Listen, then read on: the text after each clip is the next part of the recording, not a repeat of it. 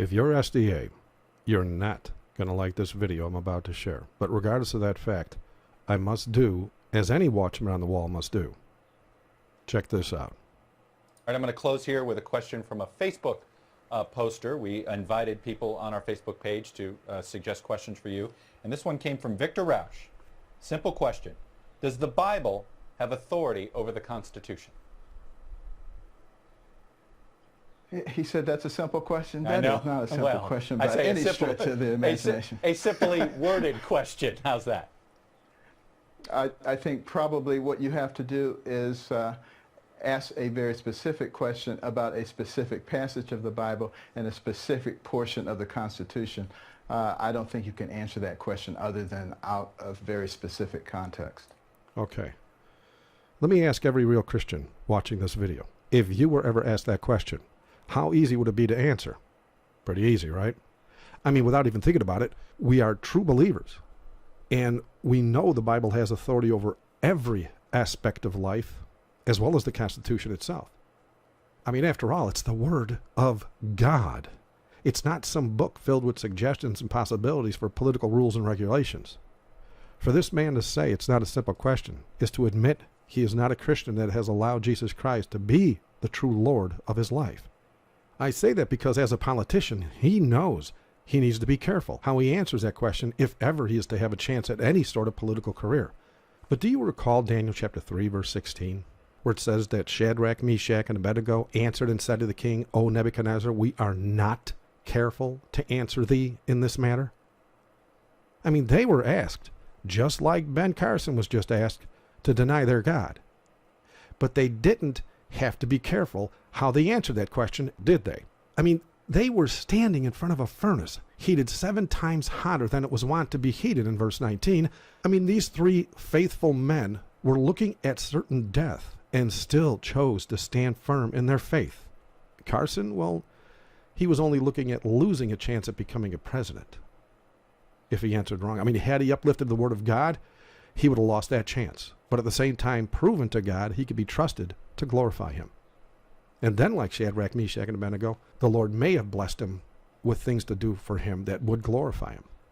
And no, Shadrach, Meshach, and Abednego did not run for political office. It was thrust upon them. They had no choice. They were captives in that nation. Carson's a citizen of this nation. He made the choice to run. Now, notice this as well. Ben Carson is a Seventh-day Adventist.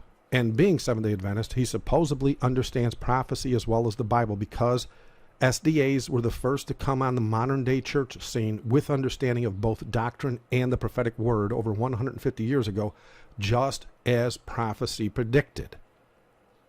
But the SDA church sold out to the government long ago, just as prophecy also predicted.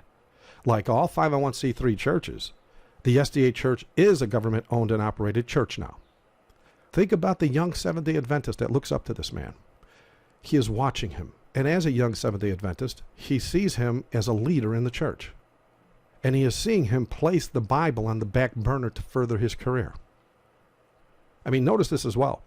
The Seventh-day Adventist Church claims to be in agreement with the Bible and the spirit of prophecy. Both books declare openly that Christians should never run for political office, because in so doing, you will eventually have to make an open profession of faith against the God you claim to obey. Because all U.S. presidents believe and their fruits confirm they must and will lie and must and will kill to be able to stay in office. Ben Carson just openly denied Jesus Christ as Lord on national television with his statement regarding the Bible and the Constitution. But that was to be expected all along because the General Conference of the Seventh-day Adventist Church never told this man not to run for political office, and they most assuredly never rebuked him for throwing his hat in the ring for the office of president in the first place. They had well over a year to counsel this man when he was making political statements on every news channel in the nation. But nary a pastor could be found to help this man back on the path. It is by their fruits ye shall know them.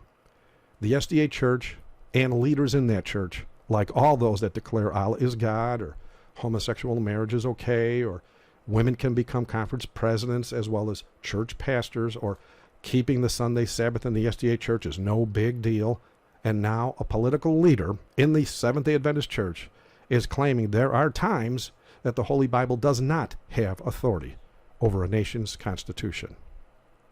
If you're in the SDA church, you need to see this website when you get a chance. If you stay in, may God have mercy on your soul. Thanks for watching. God bless.